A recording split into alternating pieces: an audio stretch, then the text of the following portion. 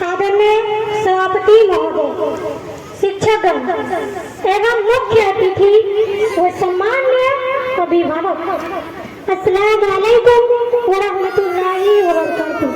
आप सब पर ईश्वर की कृपा और सलामती सदा बनी रहे। मेरा नाम साहिबा है और मैं कक्षा 6 की छात्रा हूँ। आज के इस पावन समारोह में मैंने जो अपने लिए टॉपिक चुना है वह अनुशासन, डिसिप्लिन है। परंतु ये अनुशासन केवल छात्र छात्राओं से संबंधित नहीं है,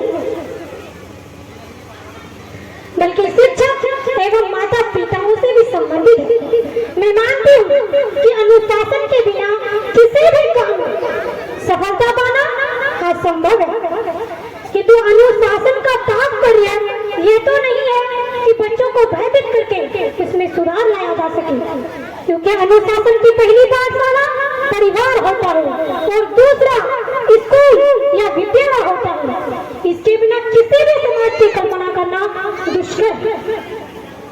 यदि छात्रों की क्रियाकलापों में अधिक से अधिक अनुशासन प्रक्रियाओं को दबाव के रूप में रखा जाता है तो वो अनुशासन प्रक्रिया पीछे की ओर ले चलती है, जिससे विद्यार्थी उद्दंड होता है और इसका मानसिक विकास भी कमजोर पड़ जाता है, साथ ही उसकी स्वाभाविकता समाप्त हो जाता है। अनुशासन सिखाने के नाम पर विद्यार्थियों को भयभीत या दंडित नहीं किया जाना चाहिए, क्योंकि दंड छात्रों में आक्रोश पैदा करता है। इसी में छात्र अनुशासन तोड़ने की खोज में अपने मस्तिष्क को विपरीत दिशा में ले चलने का प्रयास करने लगते हैं। यदि माता पिता शिक्षक छात्रों को उस कार्य के लिए प्यार से समझाना अथवा नैतिकता का पाठ अर्थात से उस कार्य में होने वाले लाभ एवं हानि के विषय में बताकर उन्हें आगे बढ़ाने का प्रयास करें तो संभवतः वो बालक स्वयं ही धीरे धीरे अनुशासित होने लगते हैं।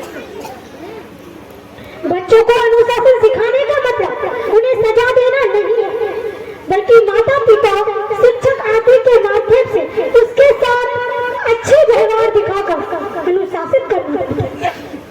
भय के बगैर कुछ ऐसे भी नियम बनाकर शुरुआत करें जिसे छात्र अच्छी तरह समझ सके और वो उसको उसकी सफलता की ओर ले चलने का प्रयास करे।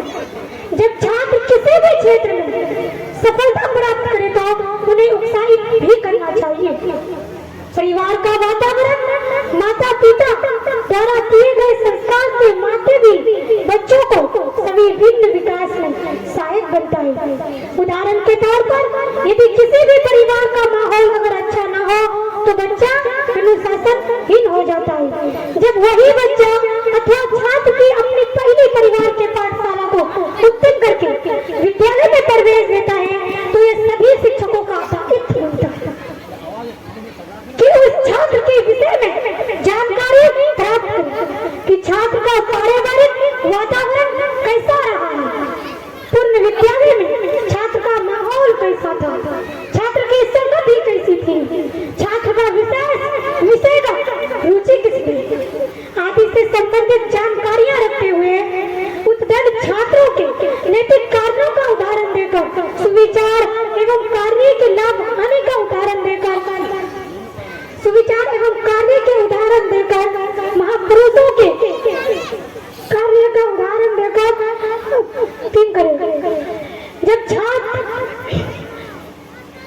उत्तीर्ण करे तो बच्चे अनुशासनहीन होने लगते हैं। जहाँ से संयम, नम्रता एवं ज्ञान पिपासा जैसे पद्धति का विकास होता है, वहीं विद्रोह के भावनाओं की जन्म लेने का आसार बराबर होता है। इसीलिए बच्चों में व्यक्तिगत अनुशासन को बढ़ावा देने की आवश्यकता है।